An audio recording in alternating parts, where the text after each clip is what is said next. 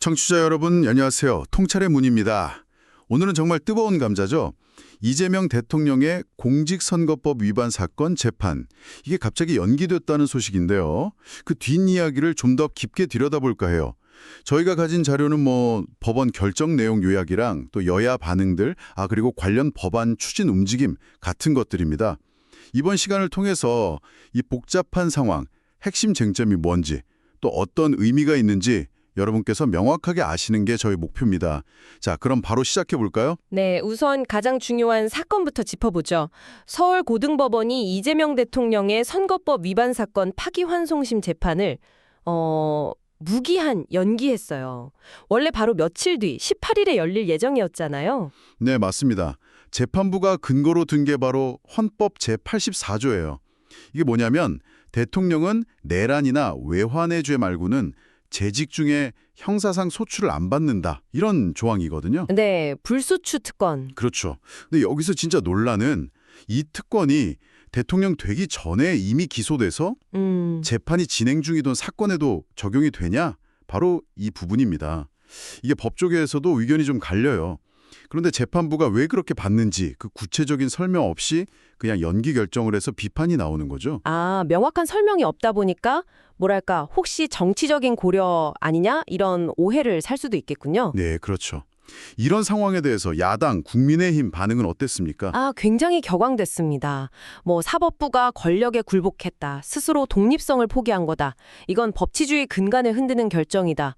이런 아주 강한 비판들이 쏟아졌죠. 네. 심지어는 사법부의 흑역사다. 법치 대신 눈치가 지배하는 위헌공화국이다. 이런 격한 표현까지 나왔어요. 그 해당 판사 이름이 교과서에 안 좋게 실릴 거다. 이런 말까지도 나왔습니다. 이야, 비판 수위가 정말 대단하네요. 그럼 구체적으로 어떻게 대응하겠다, 이런 방안도 나왔나요?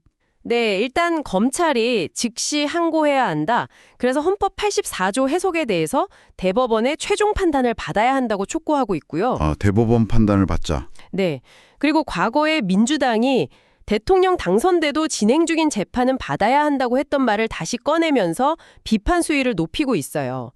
그리고 또 다른 가능성으로 검찰이 재판부 기피 신청, 그러니까 이 재판부를 바꿔달라고 요청할 수도 있다, 이런 이야기도 하고 있습니다.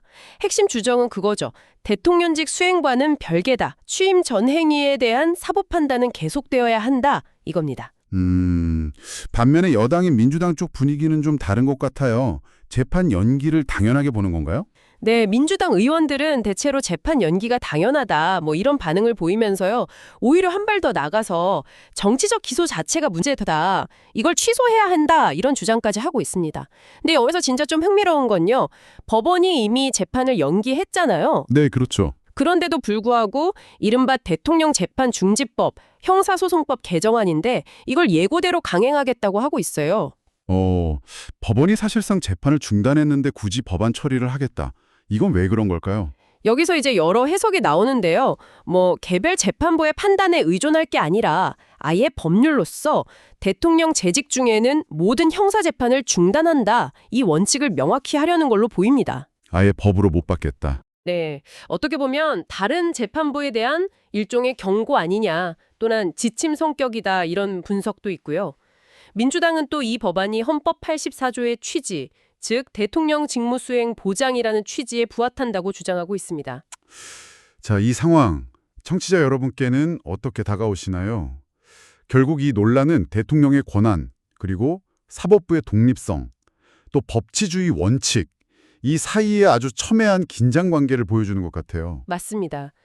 그 대통령의 직무수행을 보장해야 한다는 가치와 또 누구든 법 앞에는 평등해야 한다는 원칙 사이에서 어떤 균형점을 찾아야 하는가, 아주 근본적인 질문을 던지고 있는 거죠. 특히 대통령직 수행 이전에 시작된 법적 책임 문제, 이건 정말 더 복잡한 논쟁거리입니다. 네, 오늘 저희가 살펴본 내용 외에도 한번 생각해 볼 지점이 있는 것 같습니다. 민주주의 사회에서 최고 권력자의 사법적 책임 문제를 다룰 때 과연 어떤 절차와 기준이 가장 정의롭고 또 효과적일까? 이 질문에 대해서 한번 곱씹어 보시는 것도 좋겠습니다. 각자 생각이 다를 수 있는 참 깊이 고민해 볼 만한 지점인 것 같아요. 청취해 주셔서 감사합니다.